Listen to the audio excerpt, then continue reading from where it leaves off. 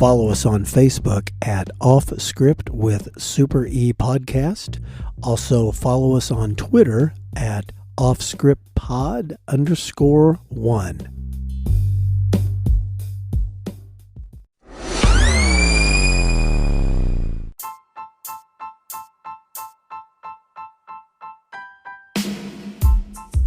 Off Script with Super E recommends listener discretion, as these real but sometimes uncensored stories can be filled with mature content.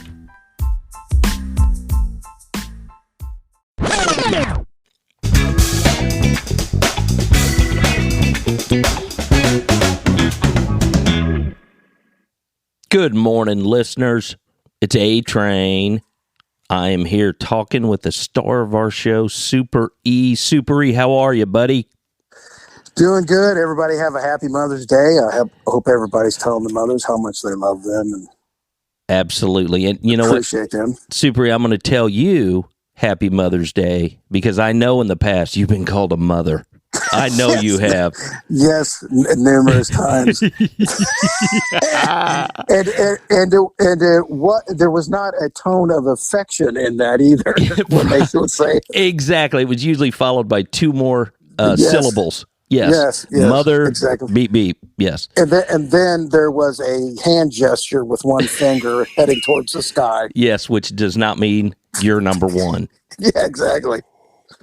Okay, great. Well, I hope that you are honoring Mrs. Super E in the Yes. proper way on this Mother's Day. Yes, what Mrs. Super E likes. I helped her with the housework today, and now the gift that she wants the most is peace and quiet, so she can read her book. You know what? That is a perfect Mother's Day for her because that's all she wants is some peace and quiet. Yes, exactly. Absolutely. I think Mrs. A-Train is she wants to go out and putz and garden out in the yard, and that's what she's going to do. That's what Mrs. Super E and my 10-year-old did yesterday. They sweated and slaved over this garden to find out that a couple of raccoons came along and ripped the tomato plants out. Those damn raccoons. Yeah, sons of bitches. Sons of bitches. But, being that it's Mother's Day, I thought I would relay. My mom was a very good mother, but she was also very humorous. And I'll tell one of my mom's Mother's Day stories. And this was back when Super E just graduated from college, not college, but high school. Okay. And so this was the end of the 70s. And it was around Christmas time. And my mom's, what do you want for Christmas? And I was like, I didn't want much of anything. All I said, hey, can you get me a couple of albums? Because this was before, people were using cassettes or, CDs weren't even thought of yet. Right. I said, yeah. I said, give me a couple albums. And then one of the albums I wanted was by the rock band The Who. Everybody remembers The Who. They had Tommy and all that. Yeah. And I said, get me this album by The Who. It's called Meaty, Beady, Big, and Bouncy. It was like it was a greatest hits album. Yeah. Yeah. And she's like, The Who, Meaty, Beady, Big, and Bouncy. Okay. And so, a couple hours later, she comes back. And she looks a little frazzled. I go, what is wrong? And she was kind of like she was having her Norma Ray moment where she was taking a stand. Yeah. I go, does everything go okay at the mall? And she goes, I refused to purchase an album called Beat the Meat, Big and Bouncy. Beat the meat. And I said, what are you talking about? The album by The Who where they're proclaiming that they like to beat their meat, big and bouncy. I'm like, Mom, no, the name of the album is Meaty, Beady, Big, and Bouncy. It's a nickname for each of the band members. Oh, so they're not describing how they like to beat their meat and make it big and bouncy? I go, Mom, this is awkward to talk about, but no, that is not what that's about. And so I've been laughing about that for 43 years now. That's funny. And then she immediately brought up, and while we're on the subject, I am so sick of picking up your crusty, dirty-ass tube socks next to your bed. Exactly. One broke and almost cut my hand. Oh, mothers, God bless them. They put up with a lot, don't they? Yes, they do. They I mean, it's unbelievable what they do. Now, what was it like for Mrs. A Train, or I'm sorry, your mom? Yes. So Grandma A Train, how's that? Yes. Or well, whatever, Grandma to my kids. But she was a fantastic mother. She raised 11 kids on not a whole lot of funds. And, I have 3 kids, and I look back and I'm like, how in the hell would you raise 11 kids?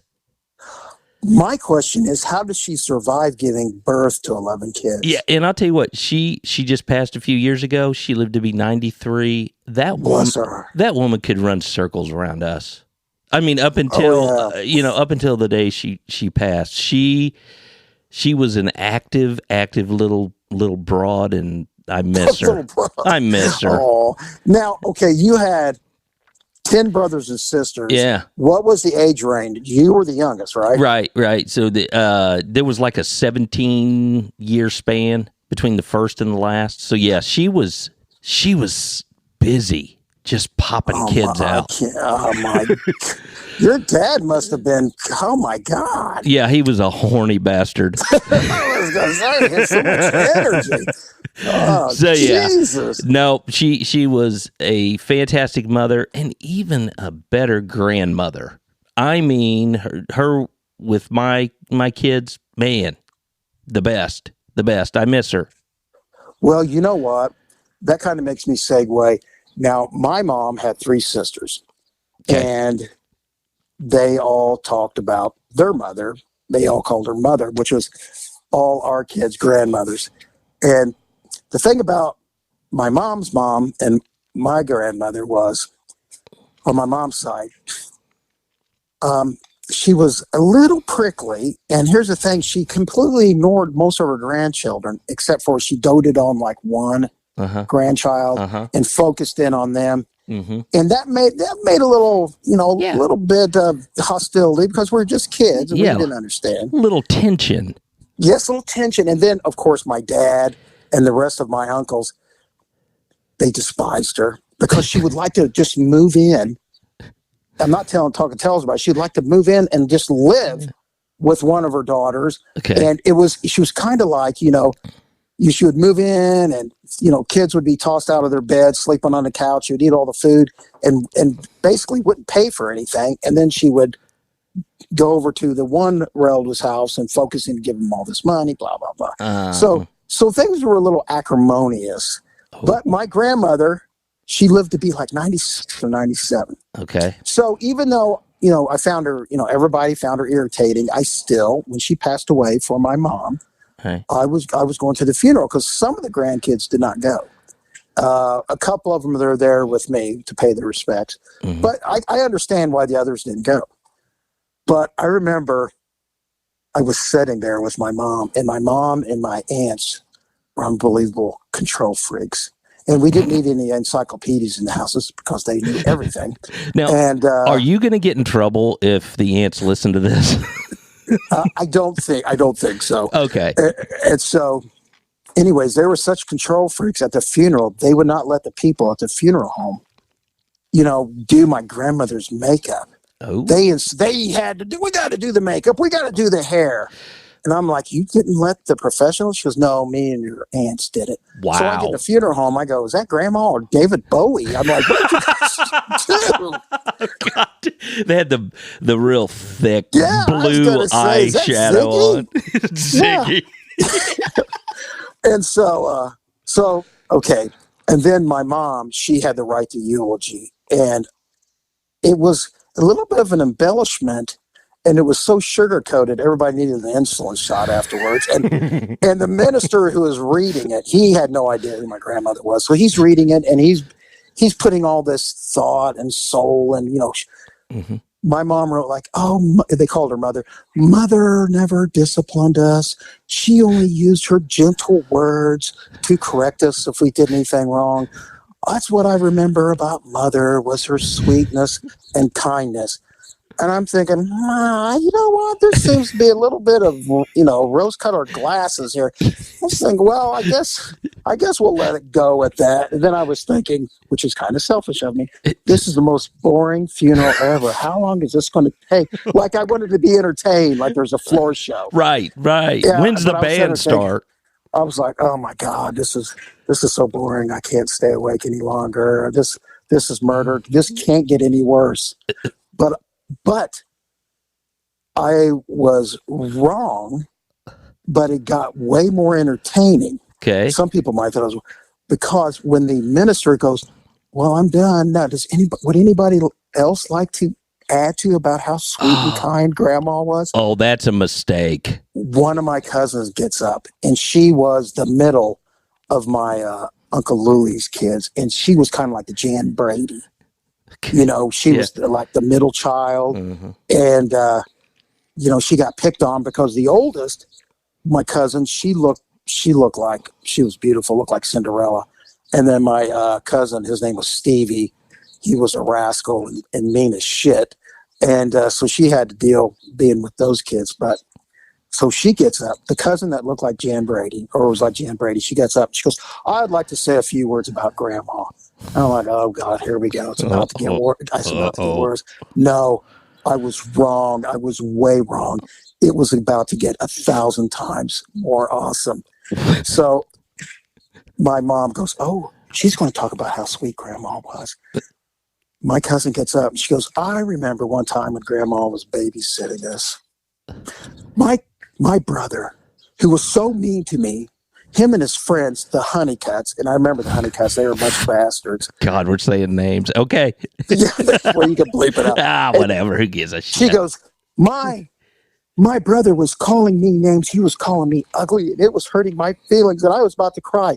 And Grandma was in the other room, and she overheard it, and she come flying through that door, and she did this massive uppercut to my asshole brother's stomach and punched him in the stomach real hard, and he collapsed, groaning, Grandma! And he was out of breath.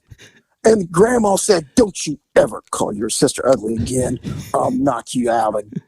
I'll knock you out in the dish. And my cousin, when she did this, she's telling the story, she was real emphatic. She did a big swinging up. She jumped in the air and landed, did a big swinging uppercut in front of everybody where the guy was doing the eulogy. And I just stood there and said, this is awesome. I go, could it get any better? Please, can it get any better? And I was not disappointed. And then my other cousin, who was the youngest of the sisters, she goes, I would like to tell about Grandma too. And my mom goes, oh, I hope this is better than that one. My youngest cousin of the family goes, my mom told me that she was 10 years old and she was out hiding behind the shed and she was smoking a pack of cigarettes when she was 10 years old.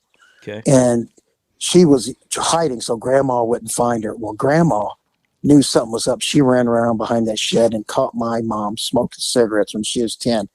And here's what Grandma did. She drug my mom into the house, set her down at the table, and took the rest of that pack of cigarettes, crumbled them up into a cereal bowl, and poured milk on them, and made my mom eat all that big pile of nicotine like it was shredded wheat. What? And I was like, holy shit. Oh, God. Grandma was Dr. Mengele. I was like, I looked at my mom and went gentle and kind, only used her words. And my mom was clutching her pearls going, oh my word. Oh dear. Oh dear. Yeah. I don't remember these incidents. Yeah, there are some things in the past that need to just be left unspoken. Don't talk about them. Yes. So that makes me transition into some of the horrible things I've seen. Okay, that's great, but I maybe I'm Mr. Obvious here, but Super, you're a hillbilly, aren't you? Well, I try not to be. Okay. I think it's obvious, but whatever.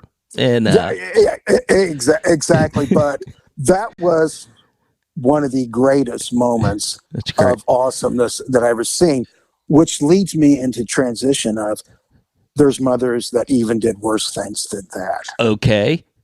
And I remember. I think we touched on this. The one about where me and Double S locked up the chick for prostitution. She kept saying, "I can't go to jail. I can't go to jail."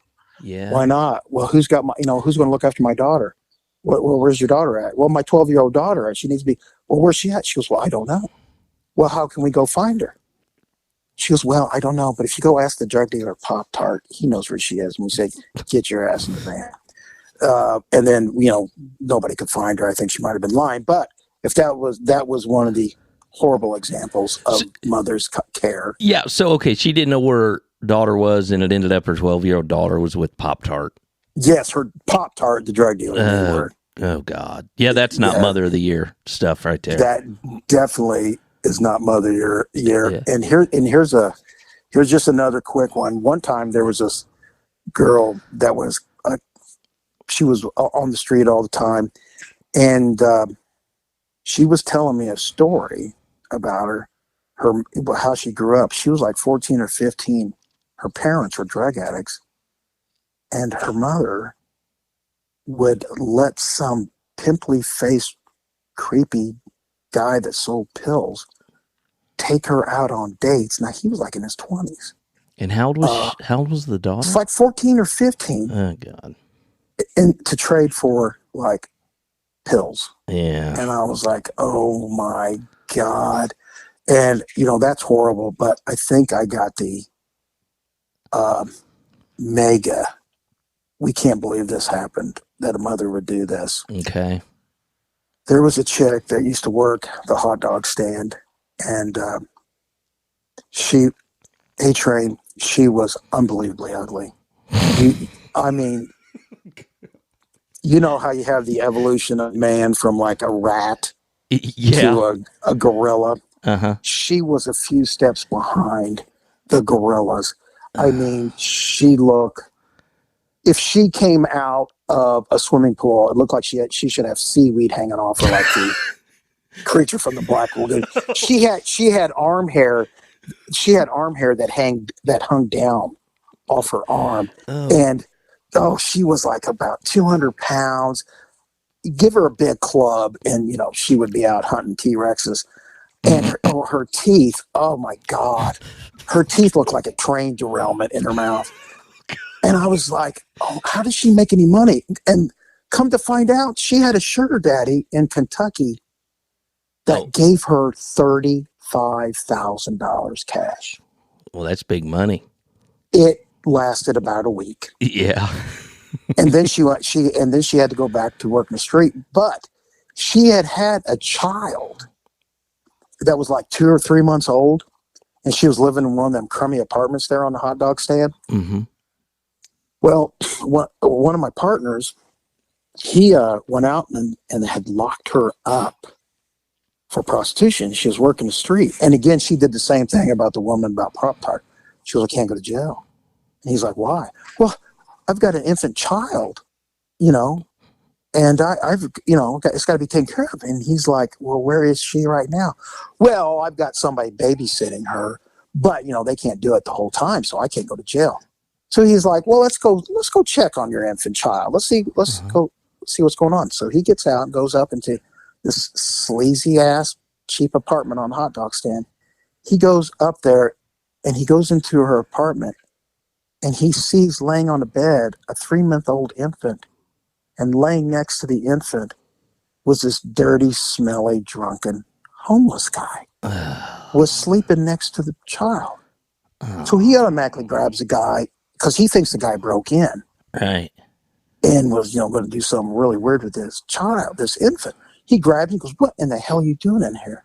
And the prostitute that he just arrested, she's looking kind of shifty-eyed, like, uh-oh. Uh-huh. And the bum pointed at her and goes, she gave me 50 cents to come up here and watch her child for a couple hours while she went out to make money for crack. Oh, my God. And my partner was like, oh, get me victim assistance, child protective services. Yeah. Your ass is going to jail. And he said that to the mother. And then, he took the homeless guy's name and let him go, of course. Right. But I thought, how could somebody do that? Man. That is bottom of the barrel. Yeah, that is. And this was an infant. This was a This young baby. 3 or 4 month year old, and this is when crack just hit our town and was just destroying it. My God. And yeah, that's what she was. She just completely could care less about her infant child, leaving it with this homeless. She didn't know anything about this. He goes, I've never met her. My partner was like, do you know her? He goes, I never met her before. She just come wandering down the sidewalk. I was staggering about. She goes, hey, you want to make 50 cents? And he was like, sure. What do I got to do? Just go up there and watch my baby for a couple hours while I make some money. I got to get some crack. My God. Yeah. Wow, 50 cents for a couple Yeah, exactly. hours. That is way below minimum wage. That is exactly. So this, you know what? I know the listeners are looking at this as like the most uplifting Mother's Day. Super E, we started out so sunny and cheerful talking about our beautiful mothers, and man, it's gone downhill quick. It has gone downhill, but this is what the people, our listeners, all 4 of them, our listeners, yeah, they don't know about this stuff. Right. And this is what we saw on the street. And this kind of makes policemen a little jaded. You know, we're like, I can't believe there's kids that have to put up with this. Exactly. Endure this. Exactly. And let me ask you this on the infant thing. So your partner called victims assistance. They obviously came out. They took custody of the child. I'm assuming the child went to the guardian's home or wherever. Yes. Yeah. Got the child out of that situation. Yes, that child was out of that. You know, so let's unpack it a little more. So, you know, your partner's out, he's doing, you know, vice stuff. He's locking up prostitutes, and just in the conversation he learns this infant is in there being watched by whoever, and he discovers some hobos watching this child for 50 cents. And a hobo that the prostitute knew nothing about. Right. So because of he followed up a little more, he was able to get that child out of that situation, because that's not a good situation for an infant. No, that's not. Her screening test was quite low. Yes. So I mean, when I heard that, I was like, that can't be true, but God. It was. Okay. Oh yeah. Super, what other stories do you have to tell us that makes me want to slip my wrist? Well, Please. You know what?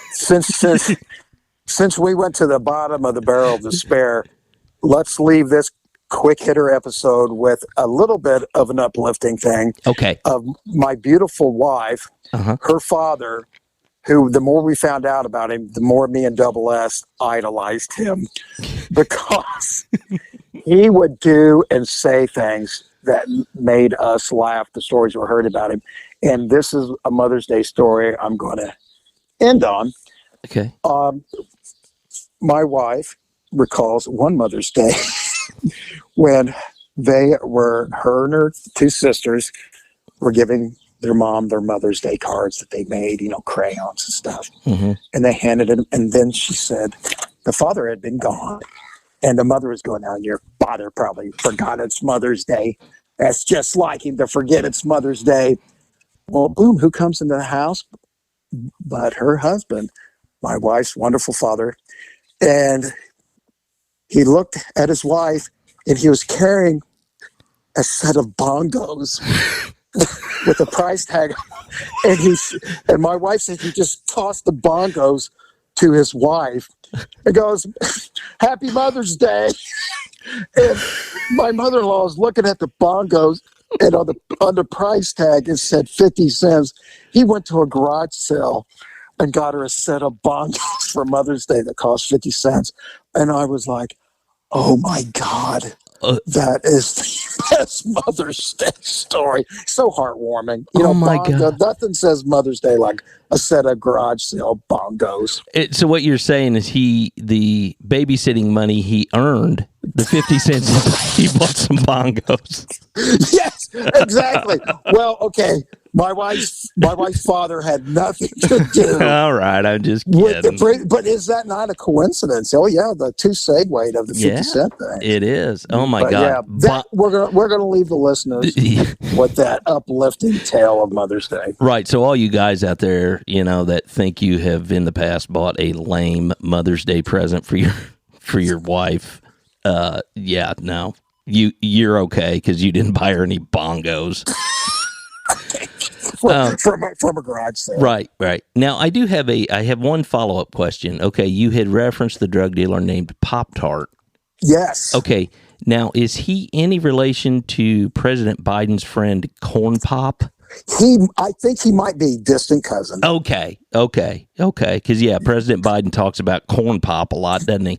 Oh yeah. And then I think they had an aunt named Spam. So, Oh goddamn. Oh, that's fantastic.